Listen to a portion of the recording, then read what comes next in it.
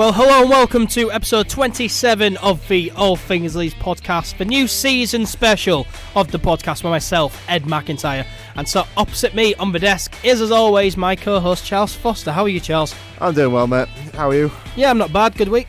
Yeah, I did an eating challenge yesterday, so I'm still suffering from that, but otherwise, yeah, decent. Yeah, feeling a bit dodgy after the eating challenge. Yeah, a little bit dodgy. We are also joined in the studio by our good friend, Chris Chivers. How are you, Chris? I'm good. How are you, Ed? I am not bad. Thank you for coming on yet again this year. Worry. Fourth time on the podcast in total. Second time in about 3 weeks. Is this studio time starting to feel like a second home? Honestly, there's a settee over there. I might as well just sleep on it. Yeah, might as well. Well, in this episode, we will, of course, look back on the two friendlies that were played last Saturday. One where we beat Girona 3-2 at Manchester City's training ground. The other in which we drew 1-1 away at Serie A side, whose name I now know how to pronounce. It's Calgary. It's not Cagliari, it is Calgary. We'll also do a recap of pre-season as a whole before listening to a recent chat I had with Australian Leeds fan and follower of the channel, Adam Jolly, on his experience seeing Leeds play out there in Australia. We'll also have the latest ongoings in the transfer market at Ellen Road. There's quite a lot, to be honest. There is quite a lot happening, as well as look over bits of news coming out of the club, including the launch of the new away kit, which Chris is wearing right now. We will discuss that. We can see it in person, so me and Charles can do a very good in-depth review of that kit. Then we will, of course, look ahead to the first game of the season already. Football is back, buzzing, as Leeds United take on Bristol City away from home before giving our predictions for the 2019-20 season. This is the All Things Leeds podcast.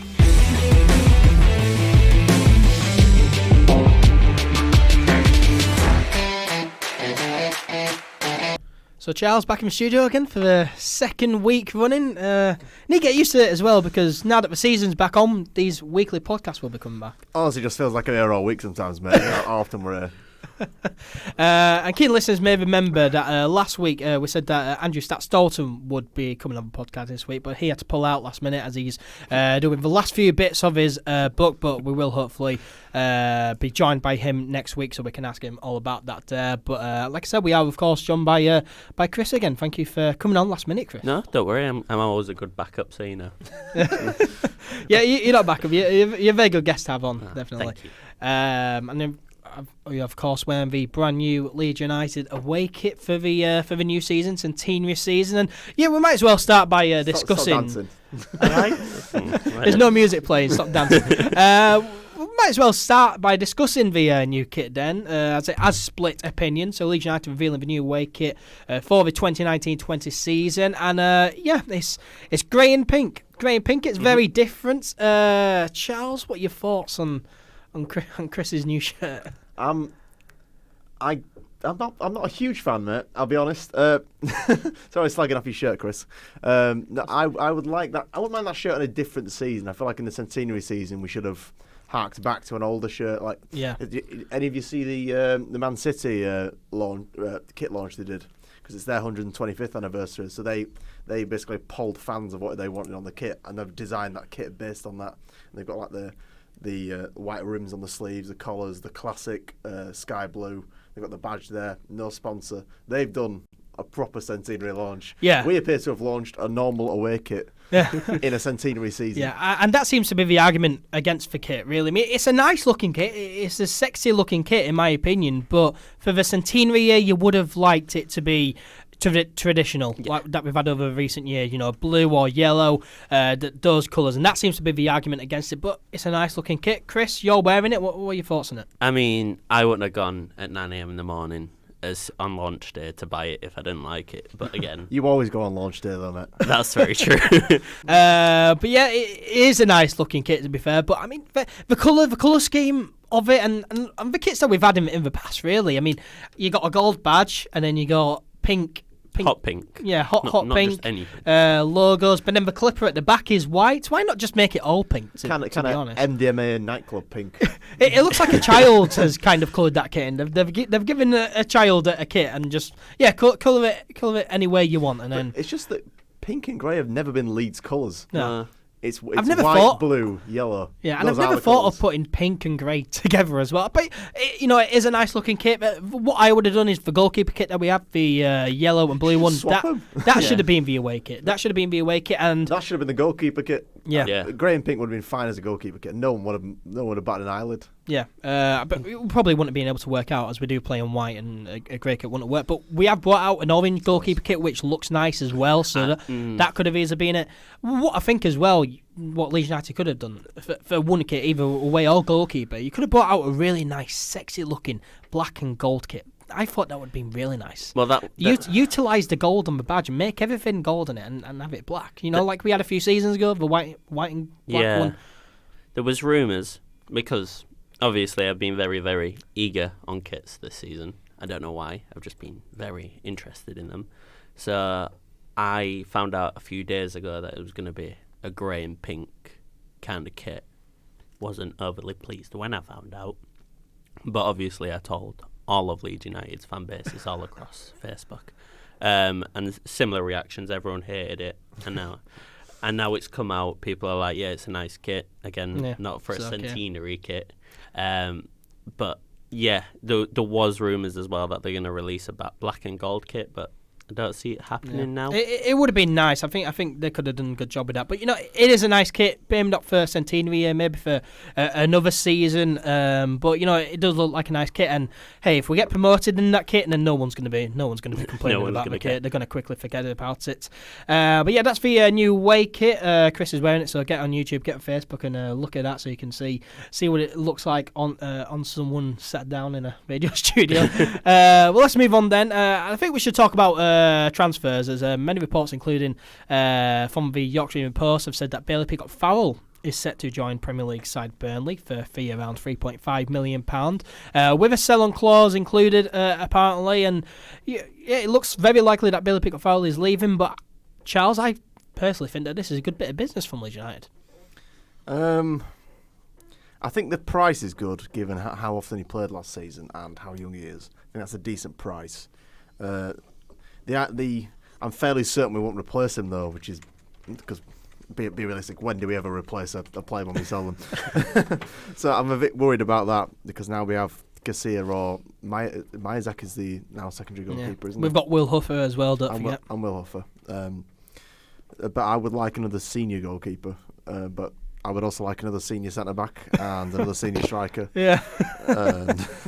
And I'm not going to get either of those. So no, probably not going to get a goalkeeper. But £3.5 million, Chris, for Bailey Peacock-Farrell, who, yes, he's 22 years old. He's still young, but from what I can recall, he had a very poor loan spell at York City and then had an okay half season at Leeds United. And to get £3.5 million for him, I think that's a good bit of business. I don't think Myzak is that worse of a keeper to not go and cash in on Bailey Peacock-Farrell when money's coming from the Premier League. Don't think Myzak's a bad keeper at all. Is that just because he's Polish? No, it's not just because... Oh, God's sakes.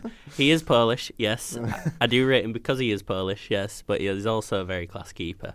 Peacock-Farrell was, I would say, average, maybe just below average in the keeper world. I think that's what we're going to call it now. Burnley, okay.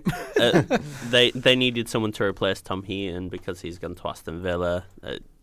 BPF spat out his dummy with us.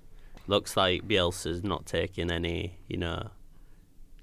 from anyone this season. It did seem like Bailey Peacock-Farrell did have a few attitude problems. Yeah. You saw him for summer. He said that if he was going to stay at Leeds, he would want to start every game. And if you got an attitude like that, you need to fight for your place, not just say, if I'm saying I want to start, because he's not going to start ahead of Kiko Kasey because he's come from Real Madrid. Exactly. That's just a fact. You can argue about who's the better goalkeeper, but the fact of the matter is Kiko Kasey is going to start, and if Bailey Peacock-Farrell wanted to start, he would have to work hard. As you mentioned, Burnley they have accepted an £8 million bid from fellow Premier League side, their Aston Villa, for their goalkeeper Tom Heaton, and there were links between Burnley and Bailey Peacock-Farrell earlier on in the summer, and I think it was inevitable that they would come back in for Peacock-Farrell, and they have, and it does look like it's going to go through. It's quite sad to see Bailey Peacock-Farrell go, because he is a young goalkeeper, good as a backup, but 1 year left on his contract, attitude problems, Charles, probably is worth cashing in on him, isn't it? Yeah. It is good money. It's good money for someone who didn't really play that much for Leeds, and given he has only got 1 year left on his contract as well, 3.5 mil is very decent. Yeah. Because we would have probably got more if he had a couple more years. But again, no one's really got a couple more years on their Leeds contract who would need them to, do they? Who would your ideal replacement be? We've been linked with Carl Darlow in the past. There's also Andy Lonergan who could come back. Stop bringing up Andy Lonergan. Of course, Andy Lonergan, he played for Liverpool in their friendlies, just some of the European champions. So surely if he's good enough to play for them, he's good enough in the Championship. Apparently Derby trying to move Scott Carson on. I wouldn't mind Scott Carson back. Experienced keeper. Of course, Kieran Westwood as well. We were linked with him in January. We're not going to get Kieran Westwood though, because it will cost us an arm and a leg to get Kieran Westwood. But who would your ideal replacement be? My ideal replacement would be Kieran Westwood, but realistic replacement, I'd take Scott Carson, experienced ex-England international, ex-Leeds as well. I think realistic, I'd probably take Carl Darlow. Chris, who would your ideal replacement be? Peacock-Farrell, if we were going to go in for replacement. Either Carl Darlow or I'm going to go for a dark horse of Joe Hart. Joe Hart? No, not Joe Hart. Yeah, I don't think I'm a fan of that. Well, I don't understand. Why haven't we just done a switch for switch? Because then we won't be missing out. So we wouldn't exactly be getting... And I understand why, because there's money involved. But say if we brought Tom Heaton in instead of what Villa did, we could have just paid the rest, so the 4.5 mil. If we'd have offered like 9 mil and Villa would have offered 10, they would beat us in a bidding war. Yeah, they definitely would. And they won't get Calvin. They'll never get Calvin. No. And I really hope they do a Fulham and finish bottom. Yeah. We all do. So Bill Peacock-Farrell, he does look like he's going to leave. As I said, Andy Lonergan, he did play for Liverpool, so he should be good enough. As I said, the Yorkshire Evening Post kept us informed with that, especially Graham Smith, who is the new chief football writer at the Yorkshire Evening Post, taking over from what Phil Hay did. So he is essentially the new Phil Hay. He's the go-to man to go to for all your Leeds United news. And Charles, to me, kind of looks like how I imagine Phil Hay looked like when he started his job at the Yorkshire Evening Post before Leeds United fans ruined him. Yeah, before we wore him down with our negativity and bloody insane antics. I quite like Graham. Seems like he knows what he's talking about. Yeah, he did an interview with the Square Ball recently. Yeah. Irish. Yeah, apparently so. I couldn't really tell from his accent, but you reckon he's Irish? From his accent, he's Irish. No, I couldn't really tell, to be fair. I think he sounded a bit Scottish to me. Nah, Irish to me. Right, someone's going to have to check that. Yeah, I gave him a vote of confidence. I stuck him on notifications, so I'm not getting every tweet he sends. I'm getting a notification from. So he's a cheap Phil status in that. Because Phil was the only other person I had on notifications. I've still got Phil on notifications because I'm not a snake. Yeah, and he's still involved with Leeds United. I think he's at the press conference this weekend. I think he's also going to be at the game. Is Phil Hay, but Graham Smith is the new go-to man at the Yorkshire Evening Post, and he's got a load of followers as well. He's now got 25.7 thousand followers on Twitter from what he had before. He'll build himself up to Phil levels eventually. Yeah, more followers than Millwall. Yeah, Phil has got. But yeah, Bill Peacock-Farrell looks like he could be leaving. Could also 32-year-old Spanish goalkeeper Kiko Seba leaving Leeds United to join La Liga side Sevilla. Recent reports suggest that Sevilla are in for Casilla, but I'm not sure how much is in this, to be honest. I can't really see him leaving now, especially that Bailey Peacock-Farrell is on his way. Charles, can you see Casilla leaving? It was very unlikely in the first place, and now we're selling Bailey Peacock-Farrell. It's not going to happen. Yeah, it's going to be very unlikely. Of course, Casilla signed for Leeds in January from Real Madrid on a 4-year deal. It does look like he'll stay again if he gets sold, and an ideal replacement would be Andy Lonergan because he is European Championship quality. Of course, Kiko Casilla was also at a Q&A session at Leeds United on Thursday night, and along with Patrick Bamford, which is an interesting combo for a Leeds Q&A session. I imagine that went well.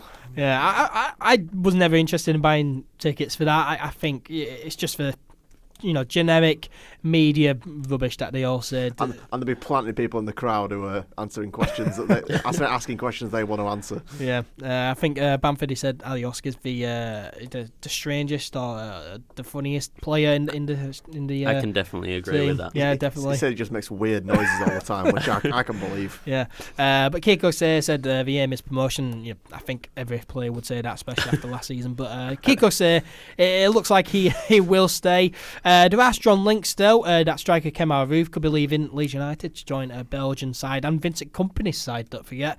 NkGhTg, with reports from the likes of Phil Hay and Graham Smith at the Yorkshire Evening Post, saying that the fee would be around £7 million if NkGhTg go for it. Chris, what are your thoughts on this? NkGhTg. Yeah, I was thinking NkGhTg as well. NkGhTg. It's NkGhTg. NkGhTg. I mean, he's got a year left on his contract. It doesn't look like Rads is going to come to an agreement with him over a new contract. £7 million is a good price for a year left. But we won't replace him, Which is a massive mistake. Yeah, that would be a massive mistake. I mean, if we replace him, I think it's fine. But Kemar Roof, 15 goals last season, of course, the highest goal scorer, and he would be hard to replace, wouldn't he, Charles? Because there's not long left in the transfer window. It shuts on August the 8th at 5 p.m. So it would be very difficult to get a replacement in. Take all that FFP over splash money. Buy Dwight Gale. Yes. Oh my gosh, Yes. I totally forgot about Dwight Gale. He would probably be the ideal replacement. He wouldn't would. Dwight Gale? That would be Guaranteed perfect. 25 goals for the season. Promotion. Yeah, definitely. But Kemar Roof, he is out of contract, though, with 1 year left. And, of course, he is out injured for the first couple of weeks of the season. And he did get injured a few times last season as well. So, if he's not going to sign a new contract, 1 year left, he is injury-prone. I think, I'd agree with Chris, I think he probably would be worth cashing in on, really. What do you think, Charles? I just think it's a mistake to throw away your top goal scorer of the last 2 seasons. But if you're going to replace me, it would be worth it, wouldn't it? If that's the big if. That's the £1 million if. Sorry, the £7 million if. I just don't see us replacing him because we'll probably just end up sticking Edmondson up front. That's what we'll do. That's what worries me. I wouldn't mind if I trusted the. Sorry, I know we're not supposed to slag off the ownership here, but if I trusted the ownership and Victor Otto to go out now and buy another £7 million striker straight away, then that'd be fine. But I don't trust them to do that. No. I think we've sold so many players this summer. And not bought any. And not bought barely anyone. Got a load of players on loan. Helder Costa, we're not paying for him until the end of this season. So I think, if there was that trust there, then you wouldn't mind. But a lot of Leeds fans are unhappy with these reports, hearing these reports that Kemar Roof could be leaving. If you're going to replace him, I think it is worth cashing in on him, but that is a big if. And if he does leave, we definitely do need to replace him because he's a 15-goal-a-season striker. But the ideal replacement would be Dwight Gale for me. Would it you, Charles? Yeah, his wages are going to be astronomical. But we've sold so many players we've sold so many this year. players. Surely we can afford it. I don't know if he's actually going to be a free agent because I think He's at Newcastle. Is Newcastle releasing him? I'm not sure. I think they might be trying to get rid of him. I think he's on the last legs of his contract. So if we would take all the money we would normally pile into a transfer deal and just put that aside for his wages, then I don't see any reason why we can't. Yeah, Chris, I would love Dwight. I enjoyed watching Dwight Gale at West Brom last season. Yeah. Apart from when he was playing against Leeds at West Brom away, that wasn't nice. Yeah, but he's such a good striker. Yeah. And our under 23s did really, really well last season in regards to they won their league, didn't they? Yeah. So, but I mean, is that good enough for the Championship? Maybe not. Yeah, Edmondson. You're not really going to keep Bamford and Edmondson and just have them as your strikers. You do want someone there who is reliable, like Kemar Roof is. I know Bielsa likes small squads, but I don't think 10 players is they're what small, he's looking for. and then they're ridiculous. And ours right now is pretty ridiculous. It's bordering on Yeah, if we sell Roof, it will be ridiculous. Yeah, and we definitely would need to replace him. There are plenty of strikers out there. Neil Maupay, but Dwight Gale, I think, would be the. I hate Neil Maupay. I really do. Yeah. I know he's a good player, but I hate him. Imagine seeing him in Leeds colours. Oh. I don't want to see him, and I don't want to see Ollie McBurney ever in Leeds colours. Hate them both. Yeah, Ollie McBurney, of course, gone to Sheffield United. So we can sign Robert Lewandowski with all of this. Ollie McBurney makes me sad to come from Garforth because that's where he's from. Yeah, but yeah, that's Kemar Roof does look like he could be leaving. I just keep an eye on this one. It would be quite a weird transfer, wouldn't it, Kemar Roof to NkGhTg? But yeah, that's Kemar Roof. Could Calvin Phillips also believe him? 23-year-old has also been in the headlines yet again. Some reports suggesting that he's ready to force a move away from Leeds United, but Graham Smith and the Yorkshire Evening Post have said that he's happy at Leeds United and not actively pushing for a move, but he is playing the waiting game. Now, I personally don't think Calvin Phillips would be pushing for a move, especially from his boyhood club Leeds United. I'd hope that he isn't, but the fact that he's playing the waiting game, Charles, the club just need to go on with it, don't they? They just need to give him everything that he wants. And they just need to offer us $4 million and they can have him. By the sound of things. No, he's not going anywhere. 2 years left on his contract. Nobody's willing to pay Leeds his asking price, which is good. That's how you're supposed to run a club when you don't want to sell somebody. Yeah, but I think a new contract would settle a lot of fans down, and Leeds United just need to get on with giving him a new contract, don't they? But they're ridiculously slow with handing anybody a new contract because, especially Phillips and Roof, because they don't want to pay them what they're currently paying Casilla and what they're paying Bamford and what they're probably paying some of the higher paid players in the squad. Costa will be on silly money. That's their own fault. That's Leeds' fault. It's Leeds' fault for making them sign contracts when they weren't worth very much, and now they're having to renew them when they are worth very much. Yeah. When you're supposed to renew contracts when players aren't worth very much, because then you don't have to pay them a lot of money. Exactly. Yeah, definitely. I'd agree there. But Calvin Phillips, I don't think he would be pushing for a move. But, he is vital to the team and we do need to keep him. And Leeds United just need to tie him down to the contract, don't they, Chris? I mean, to be fair, I don't think they'll do it in... how long has he got left on his contract now? 2 years? Yeah. 2 years. So I honestly think he'll wait out till next season. Although this... But then that's a dangerous game. We've seen it at Arsenal many times where players going into the last year of the contract. And Ramsey, perfect example. Yeah, and then you're in desperate need to give him a contract and they can play hardball. Whereas with 2 years left, you don't have to... the players won't be playing. He's already playing hardball, let's face it. And... Aston Villa are putting a new offer for him this morning, apparently worth 15 mil. So they're going up in price. And Calvin Phillips is basically turning back to Leeds and saying, if you're putting this price tag on me, give me a wage worth my price tag. And I get where he's coming from. And that's fair enough. Yeah, exactly. And it's fair enough. If Leeds are going to put this price tag on him, pay what you're going to say he's worth. Yeah, I personally don't think Calvin Phillips will leave Leeds United this summer, but we do need to get on with it and tie him down to a new contract because he is a very important player and we do need to keep him. Leeds lad, of course, and hopefully a future captain at Leeds United. A youngster who has left, though, is academy forward Oliver Sarkic, who has joined League One side Burton Albion on a 1 year permanent deal. Good luck to him there. Don't know much about him, but he's got a few goals for... under 18s and under 23s. He seemed to do fairly well. I just don't think he's going to break through. He's not going to push past the likes of Edmondson. Just to get onto that bench position. Yeah, so I might as well leave and. Burton Albion obviously have not got a lot of money. They're in League One, so they're only going to give him a 1 year contract because they don't really know much about him either. What they're seeing is Barnsley are raiding our academy, thinking because we're currently producing loads of really good players and thinking, right, well, we'll get in on that. We'll sign one of their players they don't really want, and we'll see how he does. I think he'll do quite well. I've not seen him play that much. When I have done, he's got pretty good movement. He's a half decent finisher. In League One, he'll probably do well if he gets enough game time. Yeah, definitely. So good luck to Oliver Sarkic there at Burton Albion.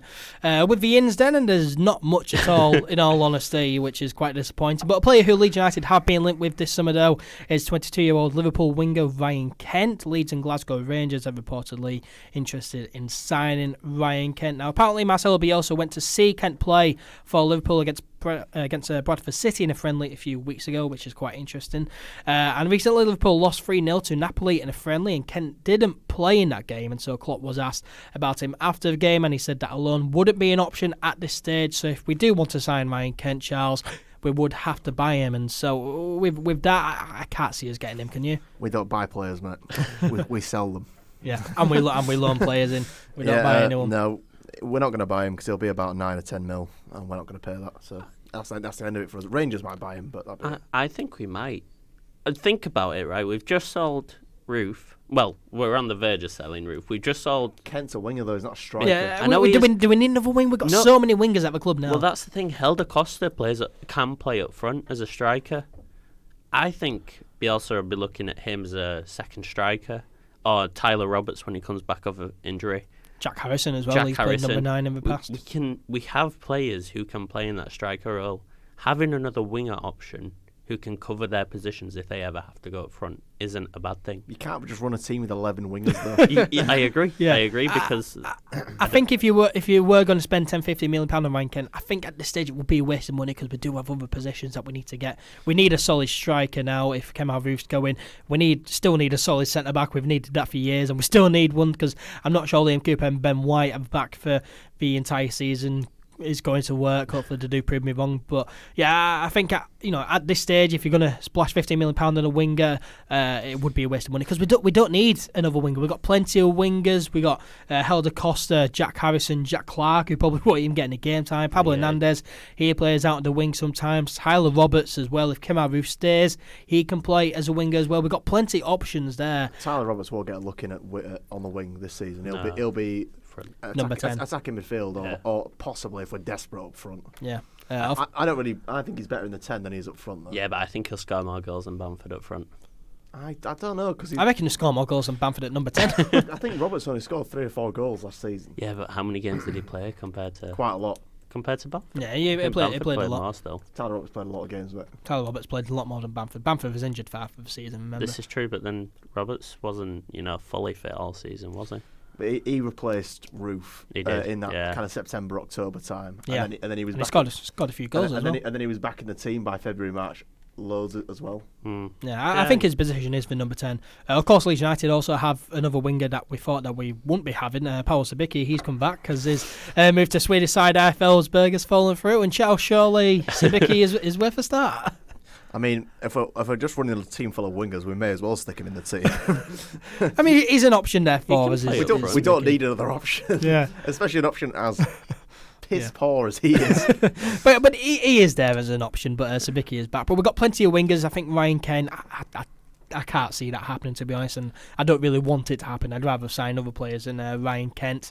Another player that Leeds have been linked with recently is 24-year-old Italian striker Andrea Petagna, who is currently at SPAL. He scored 16 goals in Serie A last season, and rumours were planning a £15 million move for him. He's very highly rated, though clips I've seen of him, he just does look like an Italian La Soga. But does look more like we're going to sign him now, though, if we're going to sell Roof. Yeah. That rumour has a bit more kind of substance to it. But Leicester City apparently bid £20 million earlier on in this summer and it was rejected. So I don't think £15 million would get him. But we've got £50 million in the bank that we were at the moment with the amount of players we've sold. Yeah, we've got plenty sarcasm, by the way. For any nerds that are going to call me out on that. Yeah. The reason Leicester's bid was rejected is because I don't think SPAL actually owned him at that point. So basically, I think he's just moved to SPAL as well. So I don't think there is any point of him leaving again. There was a clause in his status that if he scored 10 goals last season, they had to sign him for 15 million. That's why they signed him for for 13 million euros, and I think that's why they signed him. And then at that time, I don't think they'd completed that when Leicester put in their bid. So that's why I think ours is more likely to happen than what. He's just moved to SPL. I don't think it would happen.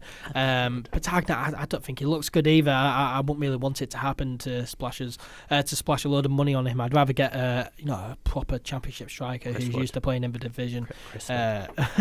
Chris Wood. Imagine seeing Chris Wood coming back, mate. Yeah.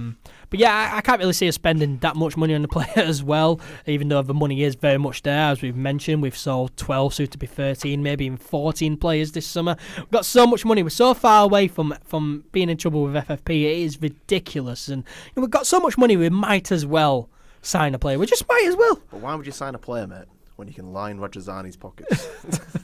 Those are the choices you've got to make. Why would you sign a player when Rajazani could essentially have a free season running Leeds? Yeah.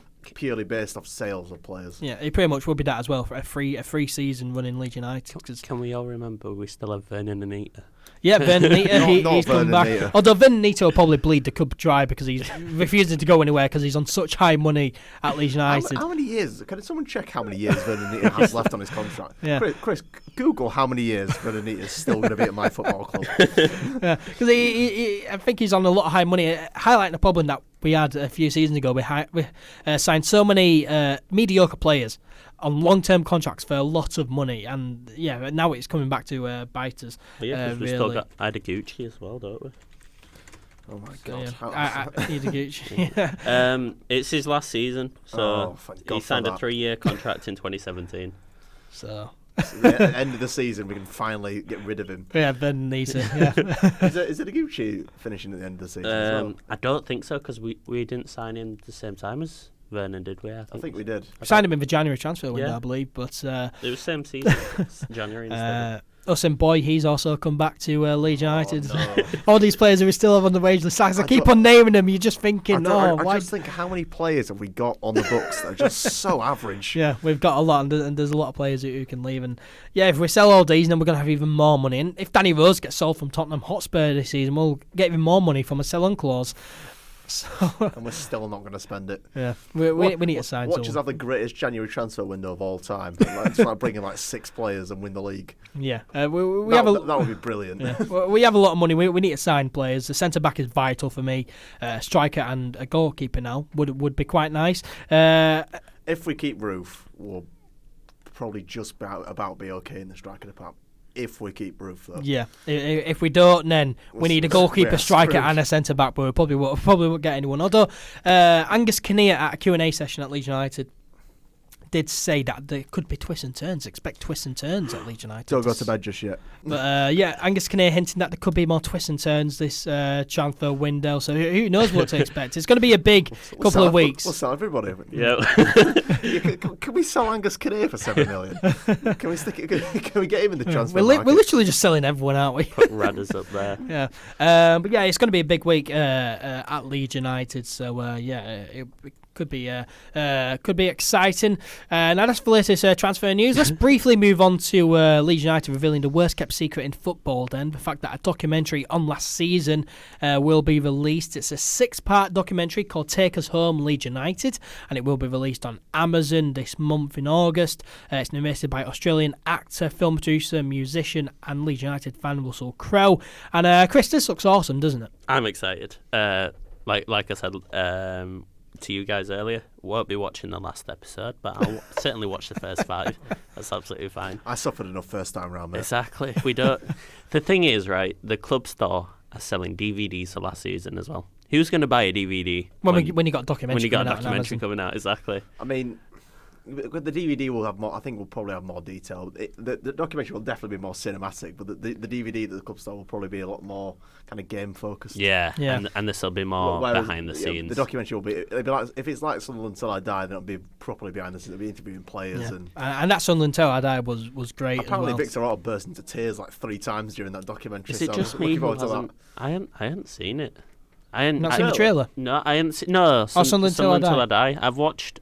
Watch it. It's It's so a great good. documentary. I'm not sure how many Sunderland fans may have watched it, but it was a good documentary on Netflix. What annoyed me was it kind of reminded me of following Leeds, in the time when we were just kind of getting out of League One and we had like no money, and we had like a bunch of mercenaries at the club. Like Jack, if you watch it, you remember the bit in the documentary with Jack Rodwell there, and he's going like, the club are just asking him, can we transfer you out of it? I know you're under contract, but can we terminate your contract for a modest fee, just because your wages are like astronomical and we're in League One. Sorry, they were in the Championship at the time. I think Rodwell was saying, "Oh yes, I'll play it," and then when his boss left, he turned around to camera and said, "No, I'm not playing." No, he literally just said, "I'm on the contract, but I'm not going to play."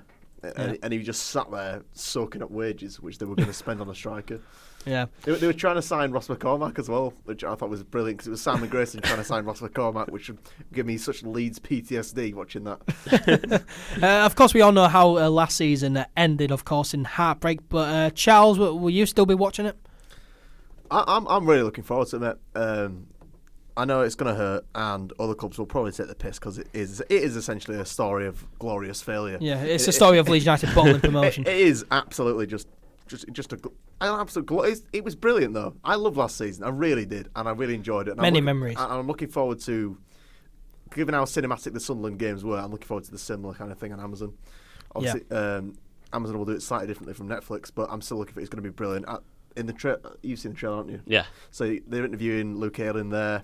They're interviewing. I don't imagine they'll interview Bielsa. Probably not because Bielsa. Yeah, Bielsa is in there. His first ever sat down interview. Is it? Yeah. Oh, Yeah. that'd be awesome. It'll be interesting to see if he can speak English. I think he can. I think he's letting. We all saw that clip, didn't we? Yeah. Of Bielsa Well shouting at Luke Davis. Well done, Davis. So it'll be interesting. Of course, Liam Lamrani, he's left Leeds United, which is quite sad because I was quite a big fan of Liam Lamrani. I've never got so attached to a translator before. I'll miss his biceps. Has anyone heard anything about a replacement translator? No, we don't buy replacements, mate. That's very true. But yeah, Salim Lamrani, he'll be missed. Good looking chap, sat next to Bielsa. Good looking chap. Yeah, it'll be interesting to see the first ever sat down interview of Marcelo Bielsa. But yeah, we all know how it ends in heartbreak. But for me, I think it's coming out of the best time. I think if you bring it out too soon after last season, the heartbreak's still there, and you're just not going to watch it. But now, just before the season, bring it out this month. It gets you pumped and excited for the new season ahead, doesn't it, Chris? Yeah, I agree. To be fair, now that people have kind of had the time to process. It reminds me. I saw them. I can't remember what game it was. They were wandering around in front of the South Stand with a massive camera, and someone volleyed a football at them out the stand and hit the guy carrying it on the camera. I really hope that's in the documentary. And then just hold the camera, turn around, because they turned the camera around to the crowd, and someone just volleyed a football straight at him. Yeah. I really hope that wasn't the Sky cameras, and that was genuine on the documentary. But we need to watch Steve Ware in the documentary at all, in the stand. We best. If they filmed anywhere down near the cheese wedge at the South Stand, we'll probably be in it. Yeah, that'll be good to look out for. But I'm excited about it. I'm looking forward to seeing a lot more of Leeds United and behind the scenes. To a lot for that, and I will be watching the last episode. Unlike Chris, I'm very much looking forward to this. But that's the new documentary that's coming out next month. Leeds United Till I Die on Amazon. Look out for it. Now, of course, later in this episode, we'll be getting our teeth into the two friendly games that we played last Saturday, the final pre-season games of the summer for Leeds United ahead of the new season. But Chris, there's been many friendlies this summer. Me and Charles have banged on about them a lot. But Chris, after watching all the pre-season games, have you been impressed with what you've seen from Leeds? Yes and no. Yes, because build-up play looks mint, Bielsa ball looks solid, Forshaw still looks terrible. He still does, doesn't he? Gave a ball away quite a lot against York. Yeah, and against who else? Cagliari, who was shocking. Calgary, mate. Calgary, sorry. Against Calgary, was shocking. But I mean, Bamford's finishing. I hate to rant about it, but if he's been struggling, and I do hope he comes out and proves everybody wrong this season. But if we sell Roof, we've got to remember Bamford is the one. And instead of people giving him negative, comments and stuff, put yourselves behind him. He's the only one we've got. We might as well do it at this point. We need to support him. Exactly. What we need to do is hire James Beattie back, because he turned Chris Wood into an absolute world beater. Yeah, he actually did. But yeah, like shades of last season really during pre-season. We dominated games but struggled to score. But the new signings, Chris, were you impressed with them in pre-season? Yes. Helder Costa, he looked very good. He looks so good. I'm excited for it. And youngsters coming up from under 23s. Mateus Bogus, he looked great. That we signed. I can't believe that we signed him last season, and he was only 16 at the time when we signed him. Yeah, 17 now. And 17 now, when he's already, in pre-season scoring bangers for us. And I'm excited to see what. If you keep going about Bogus, mate, you're going to end up on a register talking about 17. The Australia tour, Chris, were you a fan of that? Thoughts, feelings on that? I was gutted that they won a game at Ellen Road this season. Very upset about that, because obviously Ellen Road's our home. But at the same time, it gave people a chance out there that can't come over here to see the mighty Whites play, and to be fair, if anything, just increase our fan base over there, and it looks like it did the job, to be honest with you. We've always had strong links with Australia, though. Yeah. There's always been loads of Australian Leeds fans. Yeah. Australia and Scandinavia, the two big hubs of international Leeds fans. Got a lot of had a lot of Australian players over the years as well. Patrick Kisnorbo, Tony DeRigo, plenty of Australian players. Too many to name, really, and one that we shall not name. Tell you what I would like to buy is Alfie Howland's son. I can't remember his name. Do you know what I'm talking about? Yeah, the big guy. Yeah. He's scoring like loads and loads and loads of goals, and Leeds were linked with him. And he's a Leeds fan as well. Yeah, and he was born in Leeds. Yeah. He looks so Scandinavian, it's unreal, because he's like 6 foot, blonde, kind of blue eyes. But he's a great player. And he scores loads of goals. But he is only like 18, so it'd be like signing another Edmondson, really. Yeah. As Chris mentioned, the Australia tour gave fans out there a chance to watch Leeds United, and a fan out there who is in Australia and who was able to watch Leeds United live was Australian Leeds United fan and follower of the channel, Adam Jolie. Adam is from Adelaide in Australia, and he went to see Western Sydney Wanderers versus Leeds United, where we won 2-1. That was in Sydney on July the 20th, and it was his first ever time seeing Leeds United live in person. I spoke to him recently to see how he found the experience. Words doesn't come to mind on how the weekend was. As I went over there with my family, wife, my daughter, mum, my dad, and my sister. Dad's been a mad Leeds supporter ever since he was a young boy, so to actually see Leeds in the flesh in our own country with Dad was absolutely astounding. But then walking up the train station stairs and just hearing all the chants coming from one of the local pubs in Parramatta was just spine tingling. Yeah, you and many other Leeds United fans travelled. You travelled from Adelaide. What did you make of the atmosphere amongst the Leeds United fans in Sydney? Was it anything like you've experienced before? Nothing like that. So I follow the Aussie rules football over here, and just nothing compares the slightest. Like, you just walk around and you just see someone else with a Leeds shirt on, and it doesn't matter who they are, where they're from, you always just give them a smile and a nod. And being from Adelaide, I never thought that there was that many Leeds supporters. And then just seeing thousands of Leeds supporters in one weekend was just like, wow, like, this club is huge. Yeah, definitely. Of course, it was your first ever time watching Leeds United in person. It must have been a surreal experience actually watching Leeds United play in your own country. Yeah, no, it definitely was. Like, once we seen them walk out to the pitch just before the game start, that was, which just words don't describe what was going through my mind, and let alone probably thousands of other people's mind that are in the same position that never got to see them live. Yeah, it was mind-blowing, absolutely mind-blowing. Yeah, it must be watching them at silly o'clock in the morning on a stream somewhere. The atmosphere inside the ground looked incredible from both sets of supporters. How did you feel when you eventually sat down in your seat for the first time in that stadium? So when we sat down, just spine-tingling once all the crowd and the support, like the active support, got there. As soon as the chants started getting sung, it's just like ones that I've never even really heard, because obviously on the TV, watching them, you don't get to hear too much. Like, you hear there's a lot of noise, but you can't make out what they're saying. So you're trying to sing along, and it's just like, well, what are they saying? And then by the end of it, like in the second half, we were all in full swing. But yeah, seeing them walking out onto the pitch for the first time in the flesh was mind-boggling, to say the least. And the game itself, were you impressed with what you saw from Leeds United? That Pablo Hernandez goal must have made the trip all worthwhile. Oh, definitely. That goal in the 95th minute, I felt my throat go in that. Just the screaming, the cheering, and then when that final whistle went, it was just unbelievable. Like, I was happy, win, lose or draw, just to see the lads out there playing for the first time. But then to actually get that good win, and yeah, Pablo Hernandez made him look absolutely silly. He definitely did. How does the football that Leeds United played compare to the football that you see out there in Australia? Oh, absolutely second to none.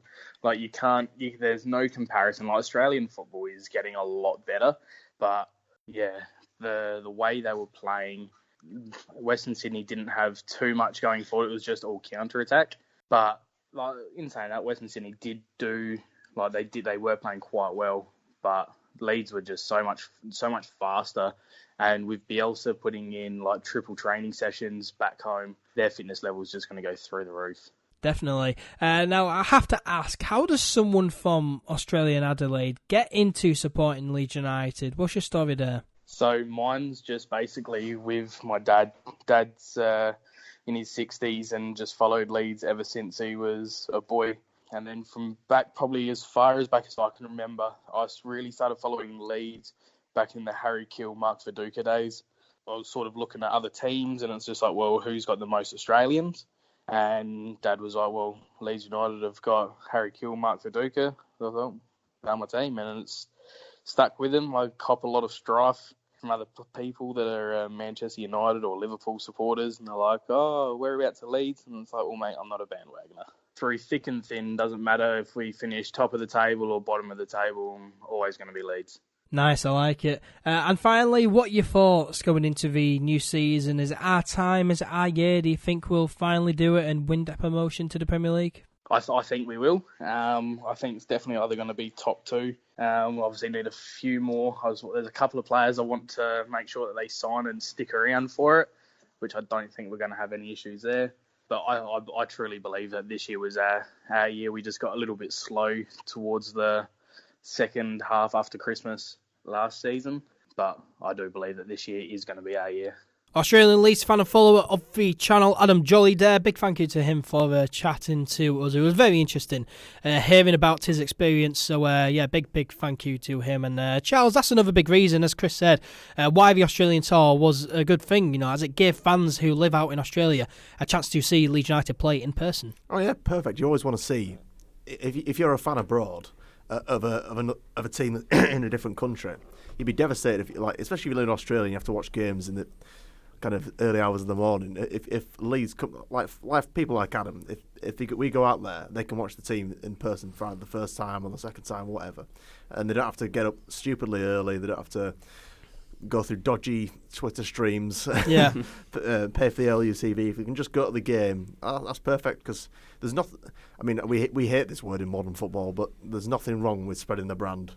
I mean, that it makes my skin crawl saying stuff like that. But if we get more supporters of the club, get more people buying merchandise, more money for the club to spend on, well, presumably not players, but something other than players. It's perfect, and it's really nice to hear that Adam had such a great time watching Leeds in pre-season. And a good team as well to watch Bielsa ball in person. Great experience for him. And once again, a big thank you to Adam Jolly there for taking the time out to talk to us. So let's discuss the friendlies then from last Saturday the 27th of July. There were two, so let's start with the game against Spanish side Girona first of all. That was due to be played at Tadcaster, I believe, but instead it was played at Manchester City's training ground, a training ground which they do quite a lot of stuff there. I think that Chris Wood's medical at Burnley was there. So Manchester City's training ground, pretty much a tiny little stadium right next to the big old Etihad, which is nice. Now, we don't need to stay on this for too long, as no one watched it. There were no stream of it. But the players who didn't travel to Italy, of course, played in this, including the likes of Jack Harrison, Alioski and Stuart Dallas, who captained the side. And Jack Harrison and Alioski both scored, along with Clark Adore, as Leeds United won 3-2 in the end. Now, during this pre-season, they've recently beaten Premier League side Bournemouth 2-1 and Derby County 2-0. So, Charles, this is a good win, really. Yeah, I mean, obviously, we want to be slightly more solid defensively, but yeah, it's always nice to pick up the wins in pre-season, and especially with players like Jack Harrison scoring. That's great for us. So we need him to have that confidence. Yeah, especially if Bamford will be understandably lacking confidence, so we need other players to step up. And if Jack Harrison can get double figures in goals from the wing this season, which you would expect from a winger in a challenging team, I mean, it's fair to say it's reasonable to expect 10 goals. Yeah. Then I think we'll be okay. Yeah, definitely. And against a good team like Girona, Chris, we're essentially better than Bournemouth, because Girona have beaten Bournemouth, and our second team then went and beat Girona. Our second team's basically better than Bournemouth. With that logic, we should be in Premier League. But it's a one-off game. You don't know what's going to happen. Only reason Bournemouth lost because they didn't have Lewis Cook in the team. Definitely. Definitely a good win for us. Good confidence boost. And to be fair, apart from the Scum game, I don't think, have we lost any others? I don't think we have. That Saudi Arabian side. Yeah, there was one behind closed doors at Thorpe Arch against some Saudi Arabian side where we lost 4-2. Yeah, we don't class closed door games. But apart from that, it's been a good pre-season. Yeah, it has been a very good, and that can give nothing but confidence. Yeah, and confidence is a big thing. Confidence is key, and momentum is key heading into games. And yes, it is pre-season, but confidence from pre-season games leading into a new season, it will be good. And Charles, that win against Girona and the 1-0 draw, where the other side played away in Calgary, will give the players a lot of confidence heading into the new season. Oh yeah, they'll be delighted about it. Whatever players we have left for the season, well, I'm sure be very pleased. But yeah, I'm not a huge fan of having split up the teams and kind of scatter them across the world for the pre-season. But as long as everyone knows what they're doing and everyone I mean, obviously they're all most of them experienced with playing each other from last season. I think they're saying the kind of message come out of the club is continuity is our weapon this season, because we've never really had that in the last 15 years. We're not used to that at all. Now, did everyone see the video of Alioski reuniting with Sammy Aziz in that Girona game? That was nice. Beautiful to see. moment. Yeah, that was nice to see. I don't think it was a beautiful moment because it was his own fault. But it wasn't like we cast Saiz out. No. He wanted to leave and he left. But Alioski and Saiz getting reunited. Have you also seen recently Alioski and Pontus Jansson were reunited on Instagram? And Pontus looks the happiest he's ever been. Back at Thorpe Arch. It looks miserable in Brentford. He really does. Yeah, there was a photo of Pontus Jansson with a young Brentford fan, and he looked like he just wanted to just go out with them, do anything else rather than be there. And even when he signed as well, looked miserable with Pontus Jansson. But back at Leeds at Thorpe Arch, he looked very happy. He's all beaming smiles. I wonder what he was doing back at Thorpe Arch. I'm guessing he'll probably come in to collect a few things that he left behind. Apparently, he went straight from Sweden to Brentford, so he just came back to collect his stuff. Yeah, that explains it. But yeah, a 3-2 win there against Girona. The other game we played last Saturday was, of course, away at Serie A side Calgary. And this is the side that played, so it was Kiko Ksir in goal, Leif Davis, Liam Cooper, Ben White and Gaetano Berardi. In defence, Calvin Phillips, Mateusz Klich, Adam Forshaw, Helder Costa, Pablo Hernandez and Patrick Bamford. And on the bench it was Josh Ray, Jack Jenkins, Oliver Casey, Mateusz Bogusz and Jack Clark. Charles, I like you looked at him when you said Bogusz. Charles, thoughts on the side that travelled? Yeah, strong team. I'm not sure about playing Klich and Forshaw in the same team. I think they're too similar. We just don't need Forshaw.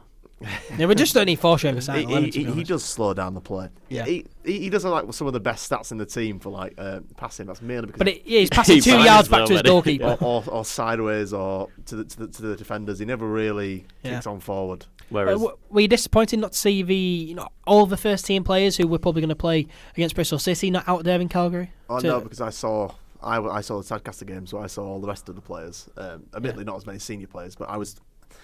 As long as I've seen all the players play and they all look decent, and most of them do look like they're very, very fit and like their understanding of Bielsa ball can only improve when they're playing with different squad players within the team. It helps us when we're inevitably going to get injuries and we have to bring in bench players and squad players if everyone knows how to play the system. Yeah. So playing more players might be our advantage there. Yeah, but Chris, do you not think it would have been good for all the first team players to play together at least at one stage this pre-season? I get why. He's done it, so obviously with Australia he didn't want to take anyone who was on international duty just so they can get the fitness, go through the same regime everyone else has done. And then when we came back it was kind of like, we've got all these. But again, it's partially for the brand, and I think it's partially for Bristol, because think about it, after Spygate and us finishing third last season, everyone's going to want to try and work suss us out. After Spygate as well, especially. But I think everyone's trying to understand us as a team, and if none of the first team have played as a group together, they can't do that. So. Yeah, it kind of will be a surprise, won't it, against Bristol City. Now, I wasn't able to watch the Calgary game as I was at a gig. I went to see a local indie rock band, Skylights, at their sold-out gig at the Wardrobe. So, courtesy of them as well. So, big thank you to those guys. Great band and big Leeds United fans, so definitely give them a listen and a follow.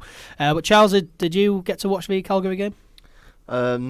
Not all of it. I watched a bit of the game, and I did watch the highlights, so I saw the goals. Chris, did you manage to watch it? I paid for it. Yeah. Why would you pay for it? I don't know. I did. I didn't. You just love giving the club money, don't you, mate? At this point, I mean, if I put all my love and affection into the club because I have no girlfriend, any girls like to help me, that'd be great.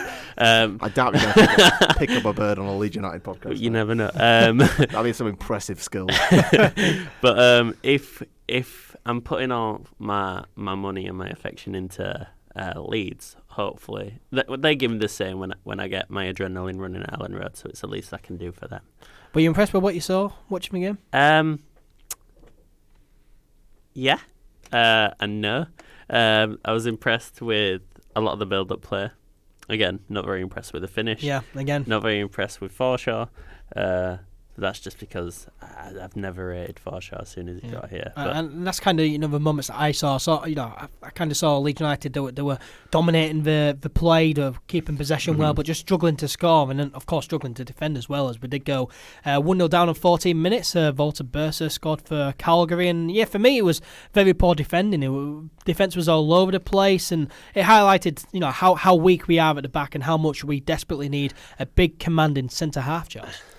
Yeah, we need plenty of things, but centre half is probably at the top of the list.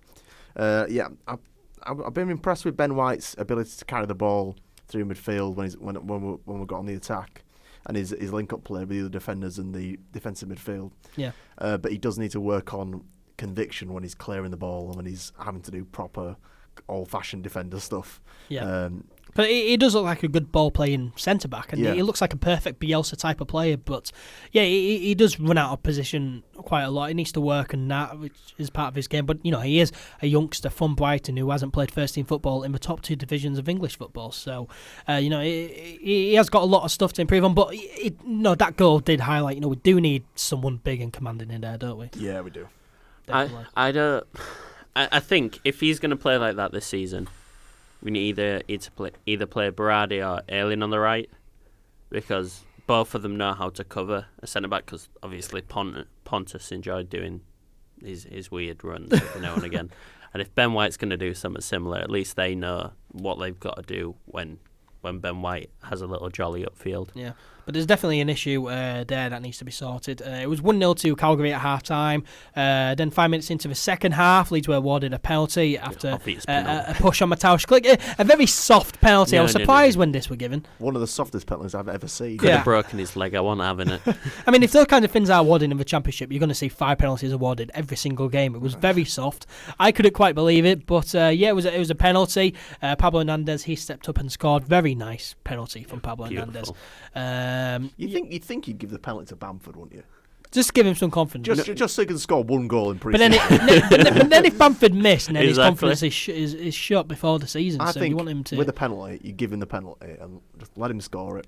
Get his confidence up a bit. He wouldn't have scored because Bamford... He missed his last penalty. Yeah, he missed his last penalty. I don't think his confidence is there right now, but I do think if he scores against Bristol, we'll be seen at 25 goals. But we've said that before, haven't we, about Bamford? If he scores, then he'll kick on and be good. But we've mentioned that so many times. He scored 2 goals away at Preston, never kicked on from that. It seems to be, it's an interesting one. He did play better the game after. He played a lot better. He was just he was unfortunate, and since after that we unfortunately started hitting depression season again with Bamford. But I mean, again, I think if he can just be consistent, if he can have a game like Preston consistently, a goal a game, or if he's not scoring, at least get some assists. Exactly, because at the moment he's doing the right things. He's moving out wide to get the ball, he's trying to come in front to get the ball, he's overlapping, he's doing everything he can possibly do. He's just not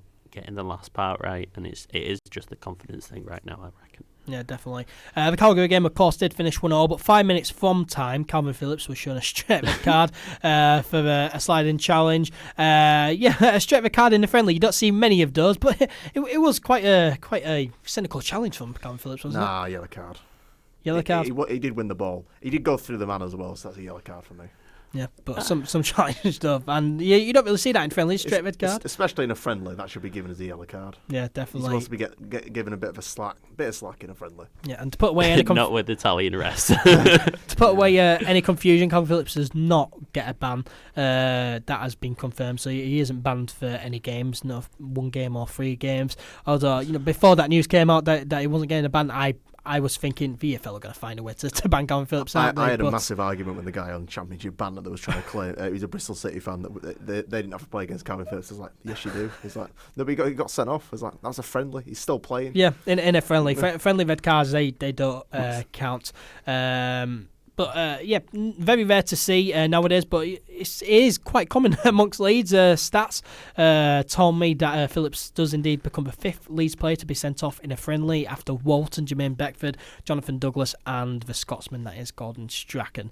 So 5 players in total now who have been sent off in friendlies for Leeds United. It doesn't surprise me that Jermaine Beckford's on that list. Yeah. But that's for friendly against Calgary, finished 1-1, and apparently friendly against Calgary has been scheduled to take place at Ellen Road next year, so that should be interesting. Another Cholino derby this time at Ellen Road.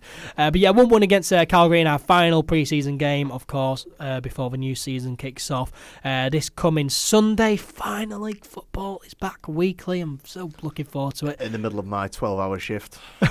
I'm working 2 in the afternoon until 2 in the morning, and the game kicks off at 4:30. Yeah. So I'm not going to be able to watch it. So I'm going to have to have my phone on alerts. Yeah, and Chris managed to get the last ticket available for Bristol City. I'm more than happy to do a video vlog for your channel, Ed. Yeah, please do. Just because I know I'll do one and then we'll post it to my channel, so I'll send you everything over that I get. Yeah. But it'll be good. It'll be good. I'm going on the bus this time with Leeds fans. Yeah, so you looking forward to it? I am really looking forward to it because, it's my first time in Bristol ever. And it'd be nice to see Leeds beat Bristol again. Yeah, on the opening day as well, exactly. Away from home. It should be a cracking atmosphere and a good game. But before we get into the Bristol game, Charles, heading into the new season, are you nervous or excited? I'm a lot more nervous now than I was yesterday because now it looks like we're going to sell Roof. But I'm always excited going to the new season because I'm an idiot and I enter every season with baseless optimism, which means I get crushed by May every year. Yeah. But I am looking forward to it because I think the players have got the experience of the playoffs now. They know what they're going to be up against. Should we finish in the playoffs, which I think we will, which we're going to go into in a bit.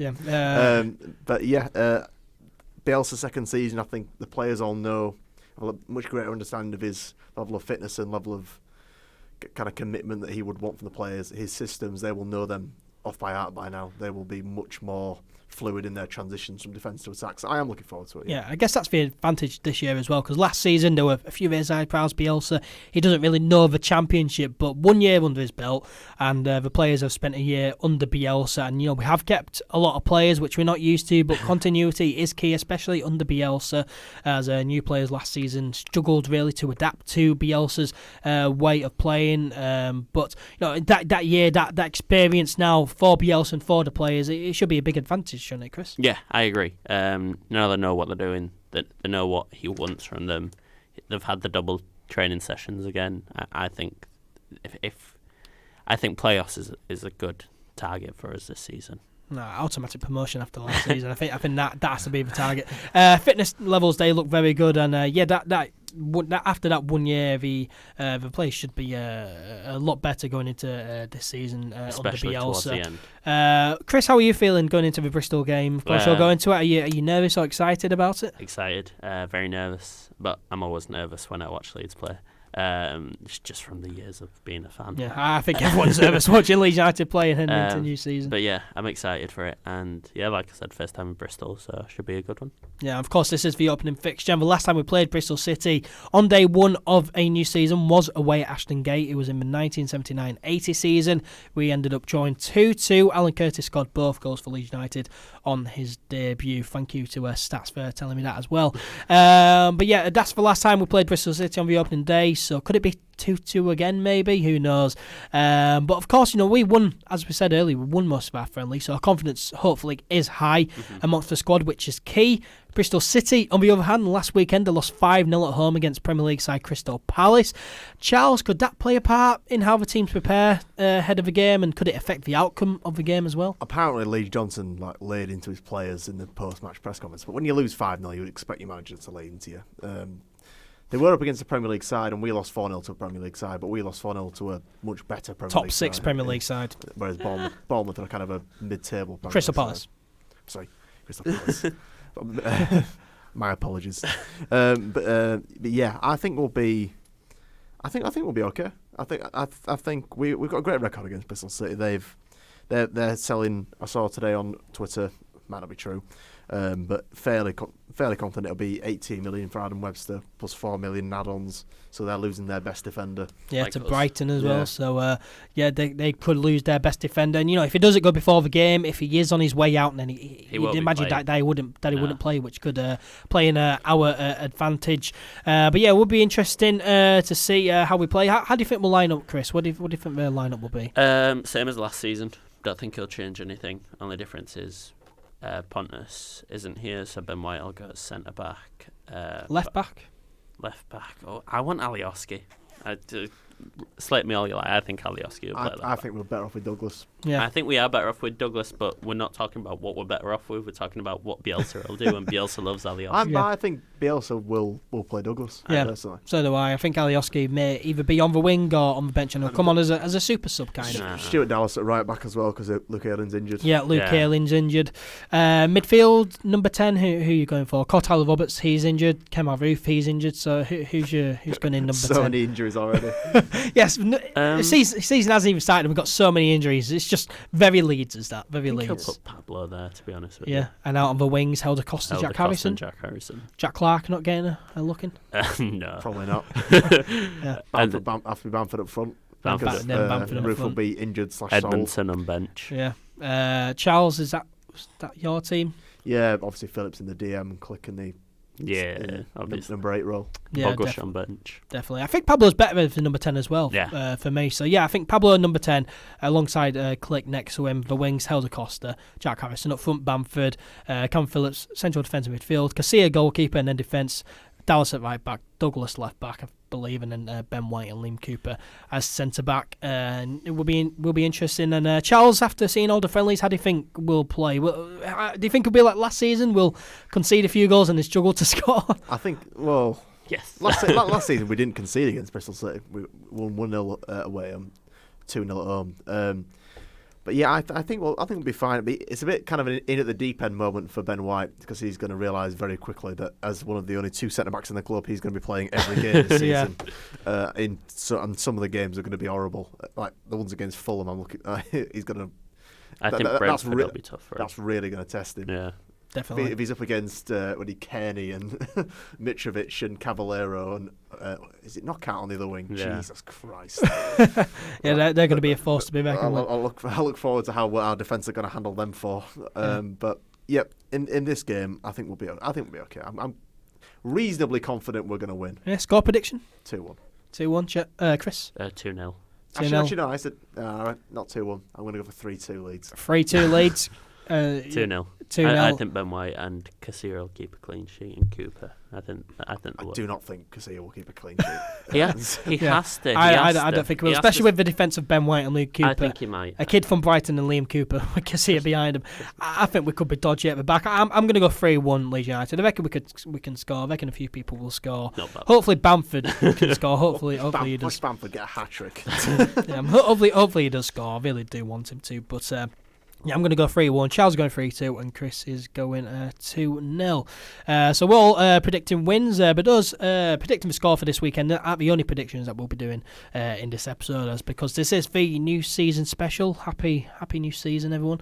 We are going to predict awards that players may be winning at the end of the campaign, and where Leeds will finish in the table before a ball is even kicked. So good luck to you guys on these predictions, but we'll look back on them in the season finale episode of the podcast at the end of the season. Chris, if you're up for it, you're going to be on that end of season finale, and we can look back at them and see how we did. So, where will Leeds United finish? I've gone second. Charles, what are you going with? Fifth, and Chris? Fourth. You're both thinking playoffs. I'm very optimistic. I reckon we'll get second. I reckon Fulham will probably win the league, and then we'll go second. Fulham and Cardiff will be top 2 for me. Yeah. I don't think Cardiff will be. I think they'll have a bad season this season. The bookies have Leeds United as favourites for some reason. I don't think Neil Warnock's Brexit FC always do the shit. Yeah. The bookies have got Leeds United as favourites. I'm not sure about that. I don't know where they're getting that from, but I reckon we could finish second. Player of the season, I'm going Calvin Phillips. I reckon he could get it. Chris, what are you going for? Calvin Phillips. Calvin Phillips and Charles. Yep, KP.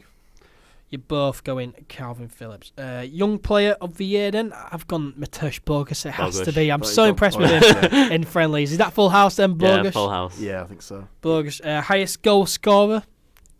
Charles? Well, I went Kemal Roof. I was going to go Kemal Roof, but I'm going to go... Come on, you got to go Bamford. He's there. I'll give Bamford the vote of confidence. Bamford. Helder Costa. Helder Costa. I'm going to go for Pablo Hernandez. I'm going to play it safe. Right, so we've all got different. Go Pablo Hernandez. Most assists this season, Chris? Helder Costa. Costa. Charles? It's hard to choose between Pablo and Helder Costa. I'm going to go Helder Costa. Helder Costa as well. Best goal of the season? Who do you think has it in him to score the best goal? I'm going Pablo Hernandez most assists. Who do you think has it in him, Charles, to get the best goal of the season? Well, I wanted to do something weird for this one, so I'm going to go Barry Douglas. Barry Douglas. A free kick, hopefully. Yeah. And Chris? My boy Click.